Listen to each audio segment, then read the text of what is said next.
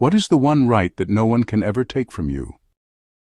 Most of us think we know what human rights are: freedom of speech, freedom of religion, the right to live without fear of harm or oppression. But consider this. Every one of those rights, precious though they are, can be stripped away by force, erased by politics, or quietly dissolved by social neglect. Each depends upon conditions outside ourselves. But what if there is a right that doesn't depend on external validation, social agreement, or political permission? What if the most essential human right, one truly fundamental to our existence, could never be touched by any power or taken by any force? Today, I'd like to invite you to explore precisely that possibility. Together, we'll reconsider the very foundations of what it means to have a right. Instead of viewing rights as permissions granted from without, we'll examine rights as capacities arising from within. At the heart of this exploration is what I suggest is the single most foundational right of all: the right to love. Not just romantic love, but the deepest, fullest expression of human care, intentionality, and connectedness. Love, understood as an inner freedom that no institution can grant you and no authority can revoke. This reframing isn't just philosophical, it profoundly affects our psychological health and personal agency. Imagine the sense of empowerment and clarity we gain when we realize that our ability to love is truly uncoercible.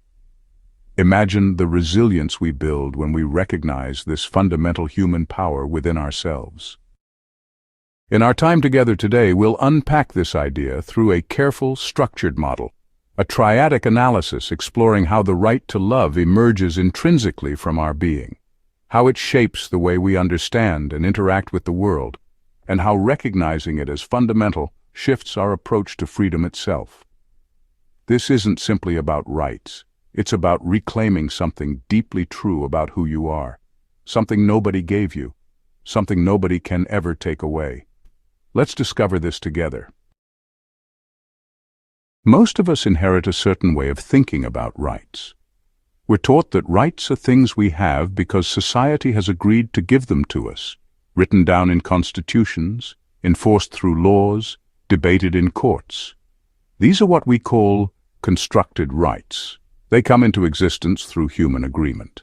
They're real, but they're also fragile. A right that can be written down can be crossed out. A second category includes rights that are contingent, not necessarily written in law, but shaped by social and political conditions. These might be the freedoms we enjoy in relatively stable societies, like the ability to express ourselves or gather in protest. But these too are subject to erosion. Change the political climate, and these rights can vanish. But is that really all there is to a right? We propose a third category: intrinsic rights, rights that emerge not from institutions or customs, but from what it means to be a conscious, feeling, choosing human being. These are ontological rights. They don't depend on being granted because they arise from the nature of who we are. To clarify this distinction, consider three modes by which rights can be denied. Some are prohibited from being denied. Think of legal protections that say, you may not restrict this. Others are prevented from being denied through force or threat, but these protections can fail. But an impossible denial is something altogether different. It means that the denial itself is incoherent. It violates the very nature of what's being denied. This is where we locate the right to love. Not because it's protected, not because it's allowed, but because it cannot, in principle, be taken from you. No one, no matter how powerful, can reach inside you and extinguish your capacity to love. You may be punished for expressing it. You may be silenced, exiled, or even tortured. But love, real, internal, authentic love, remains yours, not because of what society says, but because of what you are. This ontological shift is the cornerstone of our model. It calls us to stop thinking about rights as permissions we request, and start recognizing them as powers we already possess. Let's explore this power more closely. What is love, in the sense we're speaking of here? Not just romance or affection, not even just the desire for connection. We're talking about love as a volitional capacity, the internal ability to care, to commit, to affirm the value of another being. And when we analyze this capacity, we see that it has three crucial features. First, internality. Love arises from within you. It's not implanted or commanded. It wells up from your own perspective, your own lived experience. Even when it's shaped by another's presence, the experience of loving is yours alone. That's why, even in total isolation or under intense oppression, people still report loving their children, their memories, their ideals.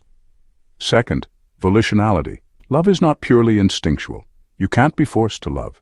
You may act in loving ways for fear or duty, but feeling love cannot be commanded, nor can it be fully stopped. Even when we try not to love someone because it's difficult, painful, or dangerous, love can persist. In this way, love is an expression of deep inner freedom. And third, irreducibility.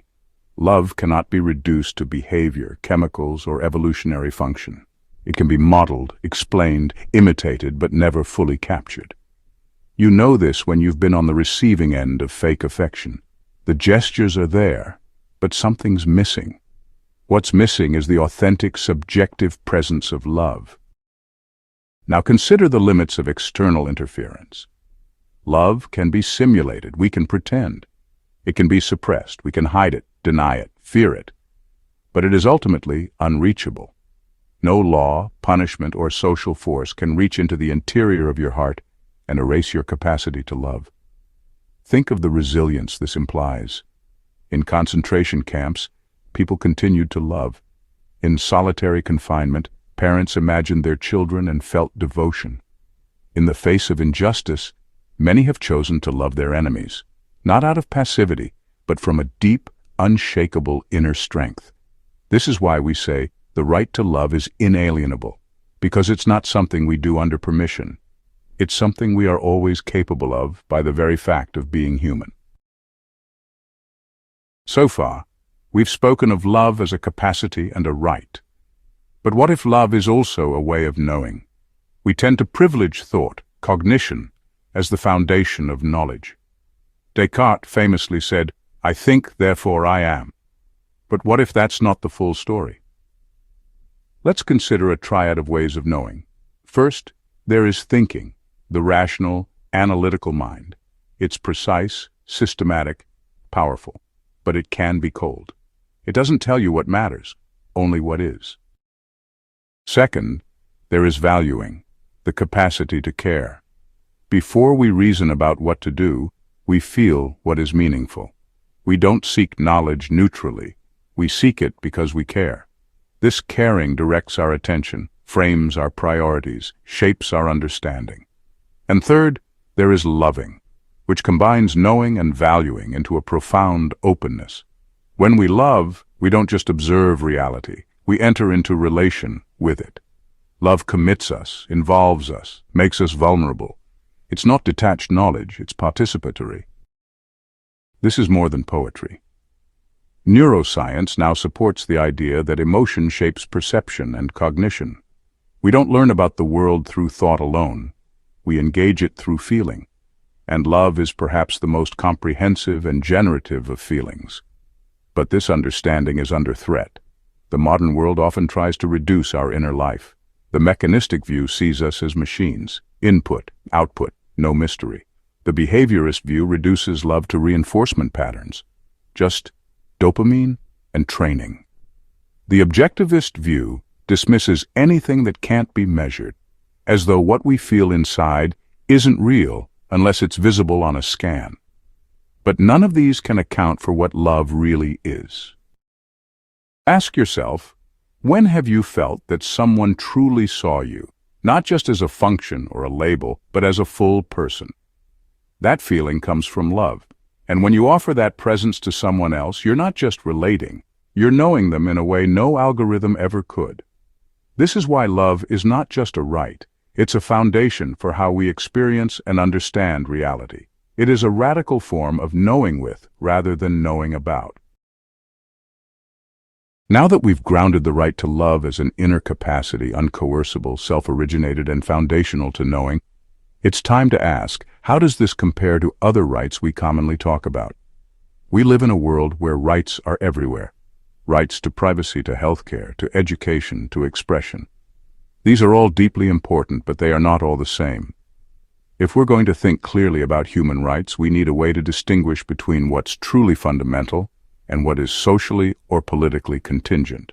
So let's consider three categories. First, there are revocable rights. These are entirely constructed. You have them because someone says you do, and they can be taken away just as easily. Think of things like driving privileges or regulatory protections. Valuable, yes. Fundamental, no. Second, we have enforceable rights. These are more robust, like the right to vote or to own property. They're often enshrined in law and supported by institutions. But still, they're dependent. Remove the legal or social structure, and the right loses its force. You may believe in it, but belief alone can't guarantee its reality. And then there are uncoercible rights, and this is where our model takes root. These are the rights that exist regardless of recognition, enforcement, or power. They don't depend on society because they originate in the structure of subjectivity itself. Here, we return to love. Love doesn't require permission. It doesn't rely on institutional support. It can't be revoked by decree. And crucially, its denial is not even coherent in the deepest sense. You can no more deny a person's right to love than you can deny their capacity to think or to feel. You can suppress the expression, yes, but the capacity, it's beyond your reach. This becomes especially important when we test the ontological status of a given right. Some rights are removable, cut them off and they're gone. Others are suppressible. They can be blocked or minimized, but they still depend on external conditions. But a truly inviolable right is one that cannot be taken, not because of legal defense, but because of existential structure. This gives us a minimalist but powerful standard. If a right can be removed, it is not fundamental. If it can be suppressed, it may be important, but it is not inalienable. But if it cannot even be meaningfully denied, then and only then do we have a truly natural human right. And by this standard, the right to love stands not just among the most important, but perhaps as the most foundational right we possess. Of course, no idea about human freedom can go unchallenged. Love, we're told, is messy, unpredictable, not always noble. Can we really treat it as a universal good, let alone a universal right? To answer these objections, let's look more closely at the nature of love itself. Love begins as an involuntary feeling. It can arise suddenly without warning or logic. You meet someone or remember someone or even see something, a work of art, a cause, a child, and your heart responds. You didn't choose the moment. You didn't manufacture the emotion. It simply arrived. But love doesn't end there. We also have the capacity for willed attention. We choose what we nurture, where we focus our care, how we respond to those initial stirrings. You might feel affection for a stranger, but love grows only when you feed it with time, presence, and choice. And then there's sustained devotion, the long arc of love. Not just the feeling, not just the choice, but the commitment. This is the form of love that persists through hardship, through doubt, through the erosion of initial excitement. This is the love that parents show their children, that partners show one another, that people show to the vulnerable, the forgotten, the difficult. All three of these, feeling, attention, and devotion, make up what we mean by love, and they help us see how love can be spontaneous and volitional, fragile and resilient, a gift and a responsibility. But with freedom comes risk. That's the nature of any truly inalienable capacity. Love can be misused, twisted into control or obsession. It can become ambiguous, driven by unconscious needs, hidden fears, unresolved wounds, and yes, it can even be destructive, hurting ourselves or others in the name of care. These are not flaws in love. They are the price of freedom.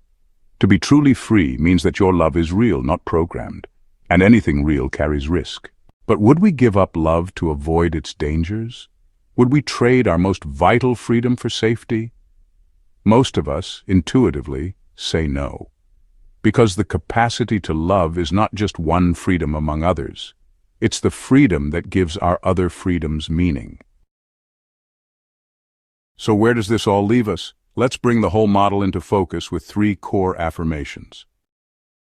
First, the right to love is uncoercible. It cannot be forced into being, and it cannot be erased. No matter the circumstances, your inner capacity to love remains yours. Second, it is self-originated. Love arises from within. It is not granted by society, not installed by nature like a reflex, and not imposed by external scripts. It is the expression of your subjective freedom. And third, love is epistemic. It is a mode of knowing. To love is not merely to feel, but to understand, to attend, to perceive with depth and presence. It is a way of relating to the world that brings meaning and clarity, not in spite of its emotionality, but because of it. And this brings us to the final implications for our understanding of human nature. We are, first and foremost, non-objectifiable. You are not a sum of data points. You are not a machine, a pattern, a profile. You are a living, breathing center of perspective, capable of care, and that makes you irreducible. You are also pre-legal. Your rights do not begin when someone writes them down. They do not end when institutions fail. The law may recognize your rights, but it does not create them. And above all, you are radically free. Not in the shallow sense of doing whatever you want, but in the deeper sense of possessing the power to choose what you love, to act on your care, to create meaning in a world that cannot give it to you. This is what it means to say the right to love is not just a good idea, it is a truth of being. It is a foundation, it is a model. So what does it actually mean to live this model? It means realizing that your deepest freedoms aren't held in the hands of others. They're not granted by governments, upheld by systems, or negotiated through debate. They live in you, always have. To live this model is to understand that the most foundational human right isn't about what you can do under the law, it's about what you are at the core of your being. And what you are is someone who can love. Even when you've been silenced, you can love. Even when you're powerless, you can love. Even when you've been stripped of recognition, belonging, or safety, you still have this capacity. And that changes everything. Because when we stop treating rights as external permissions and start recognizing them as intrinsic powers, we shift the terrain of our freedom from something that must be defended from the outside to something that must be reclaimed from within. This model tells us your freedom begins not with action but with awareness. It begins the moment you realize that no one can touch the space within you where love arises, and from that space, inner, quiet, untouchable, your life radiates outward. This is not a denial of injustice. On the contrary, it reveals why injustice hurts so much, because it attempts to distort or suppress what cannot truly be taken. It teaches us why resistance matters, not just politically, but existentially. Living this model invites you to reimagine what strength looks like. It's not just in asserting your rights in the public square. It's in affirming your inner sovereignty over what you feel, what you value, what you choose to give your heart to. It asks you to see others differently, too. Not as problems to be solved or roles to be filled, but as beings who, like you, carry within them an irreducible power to love. It's what makes them human. It's what makes you human. And so the right to love isn't simply one right among many. It's the root of all others. It's the beginning of meaning. It's the structure of our freedom. This is not a theory to memorize. It's a truth to inhabit. So live it. Remember, in your hardest moments, that your capacity to love cannot be taken. Affirm it in others. Build from it. Speak from it. Resist from it. Heal from it. And let it be the place where your freedom and your life begin.